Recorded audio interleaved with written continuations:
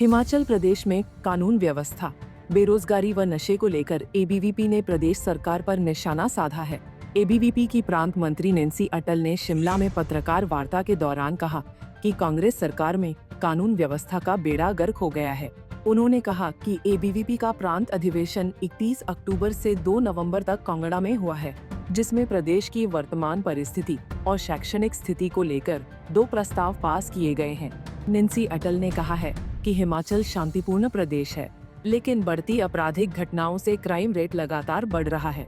हमीरपुर में महिला की दराज से हत्या कर दी जाती है, उस पर कड़ा संज्ञान नहीं लिया जा रहा है। इसके अलावा प्रदेश में शिक्षा के स्तर को देखते हुए बच्चे प्राइवेट स्कूलों में जाने को मजबूर हैं। इन तमाम मुद्दों पर प्रदेश सरकार अमल कर कार्रवाई नहीं करती है तो एबीवीपी सड़कों पर उतरकर बड़ा आंदोलन करेगी। बेरोजगार युवा है, वो बेरोजगारी में नशे की तरफ बढ़ता जा रहा है, खाली होने के नाते।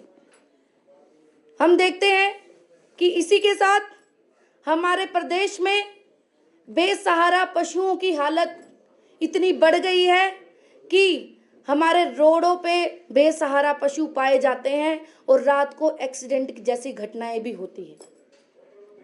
इस पर भी विद्यार्थी परिषद लंबे समय से बोलता आया है, चाहे वो वर्तमान सरकार हो चाहे वो पूर्व की सरकार हो, किसी ने भी इस पर संज्ञान अभी तक नहीं लिया। गौ हमारी माता है, इस निबंध को हम बचपन में पढ़ते थे और अभी भी पढ़ते हैं और हम उनकी पूजा भी करते हैं, लेकिन जब गौ माता सड़कों पर पाई जाती है तो बड़ा दुख होता है।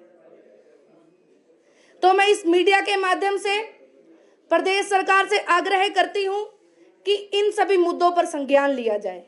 इसी के साथ हम देखते हैं प्रदेश में कानून व्यवस्था की जैसे धज्जियां उड़ रही है, बेड़े से भी बेड़ा गर्क इस कानून व्यवस्था का होता आया है। चाहे वो पिछले वर्ष की बात हो चाहे उससे पिछले वर्ष की बात हो, हम देखते हैं चाहे चोरी हो, डकैती हो या फिर मर्डर की घटनाएं हैं या फिर महिला सुरक्षा की बात है, इस पर भी कानून व्यवस्था की धज्जियां इस पूरे प्रदेश भर में उड़ती आ रही है। हमारा प्रदेश शांतिपूर्व प्रदेश के नाम से जाना जाता है। पूरे देश भर में देवभूमि हिमाचल भोले भाले लोगों के लिए जाना जाता है और शांतिपूर्व प्रदेश ये माना जाता है। लेकिन कहीं ना कहीं बढ़ता क्राइम रेट पूरे देश भर में हमारे हिमाचल प्रदेश की छवि को धूमिल कर रहा है। हम देखते हैं कि एक 14 वर्षीय बालक द्वारा एक युवती पर दरार से हमला किया जाता है और उसकी कल ही मृत्यु हो जाती है। तो मैं पूछना चाहती हूं इस प्रदेश सरकार से कि प्रदेश सरकार कहां सोई हुई है, कौन सी गहन निंद्रा में सोई है कि हम उस पर संज्ञान ही नहीं ले रहे हैं और क्राइम रेट दिन प्रतिदिन बढ़ते जा रहे हैं। इसी के साथ अगर मैं शिक्षा जगत की बात करूं तो हम देखते हैं कि हिमाचल प्रदेश में जब प्रदेश सरकार आई थी, हमने सोचा था कि जो हमारा मुखिया है, इस प्रदेश का मुखिया है, वो भी छात्र राजनीति से जुड़े हुए रहे हैं।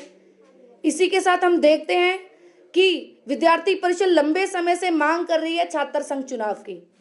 हमने सोचा था कि जो प्रदेश के मुखिया हैं वो छात्र संघ चुनाव से निकले हैं, वो छात्र संघ चुनाव को बहाल करेंगे, लेकिन कहीं ना कहीं छात्र संघ चुनाव से पल्ला झाड़ने का काम प्रदेश सरकार करती आई है इन 3 वर्षों में।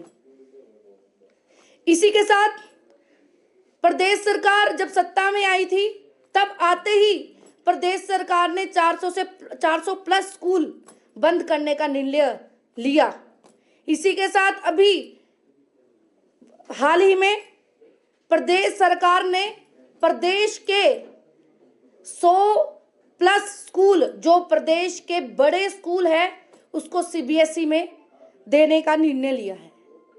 ये कहीं ना कहीं एचपी बोर्ड का गला घोटने का काम ये प्रदेश सरकार कर रही है।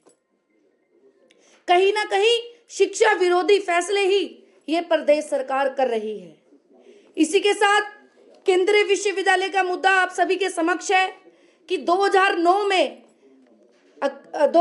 में हिमाचल प्रदेश को केंद्रीय विश्वविद्यालय सौगात के रूप में मिला, लेकिन कहीं ना कहीं केंद्रीय विश्वविद्यालय जो 30 करोड़ की धनराशि पर्यावरण एवं वन मंत्रालय को देनी है, वो प्रदेश सरकार उस 30 करोड़ से 18 करोड़ हुए, उसी 18 करोड़ को जमा कराने में विफल रही है। इसी के साथ मनमानी फीस, जैसे हमारे गवर्नमेंट स्कूल्स बंद हो रहे हैं, कॉलेजेस बंद हो रहे हैं, ऐसे ही प्राइवेट स्कूल्स अपनी मनमानी फीस इसमें वसूल रहे हैं, जिसमें हमारा जो स्टूडेंट है वो मजबूर है प्राइवेट स्कूल में जाने के लिए, भारी भरकम फीस देने के लिए। इस पे भी प्रदेश सरकार को सोचना चाहिए, संज्ञान लेना चाहिए। अगर मैं एनईपी की बात करूं, एनईपी 2020 इस पूरे भारत में आई और प्रदेश सरकार ने अभी तक एनईपी 2020 प्रदेश भर में लागू नहीं की है, जिससे हिमाचल प्रदेश का स्टूडेंट है वो जो पीछे जा रहा है। अगर अदर स्टेट में वो पढ़ने जाता है जहाँ पे एनईपी लागू हो जाती है, तो वहां से वो कैसे compete करेंगे, मैं ये प्रदेश सरकार से पूछना चाहती हूँ। ये शिक्षा जगत के और हमारे वर्तमान परिदृश्य के मुद्दे थे जिस पे हमारा प्रस्ताव पारित हुआ। इसी के साथ मैं इस प्रेस कॉन्फ्रेंस के माध्यम से प्रदेश सरकार को चेतावनी देना चाहती हूँ कि अगर इन सभी मुद्दों पर संज्ञान नहीं लिया गया तो विद्यार्थी परिषद कड़े से कड़ा आंदोलन करेगी, मास लेवल पर स्टूडेंट इकट्ठा करेगी और बड़े बड़े आंदोलन करेगी, जिसका खामियाजा इस प्रदेश सरकार को भुगतना होगा। फिर आप उस खामियाजे के लिए आप तैयार रहें। विद्यार्थी परिषद अब कड़े से कड़े आंदोलन करने के लिए तैयार है। इसी रणनीति के साथ ये अधिवेशन संपन्न हुआ। आप किसी का कोई प्रश्न हो तो आप पूछ सकते हैं। पंजाब केसरी टीवी के लिए शिमला से योगराज शर्मा की रिपोर्ट।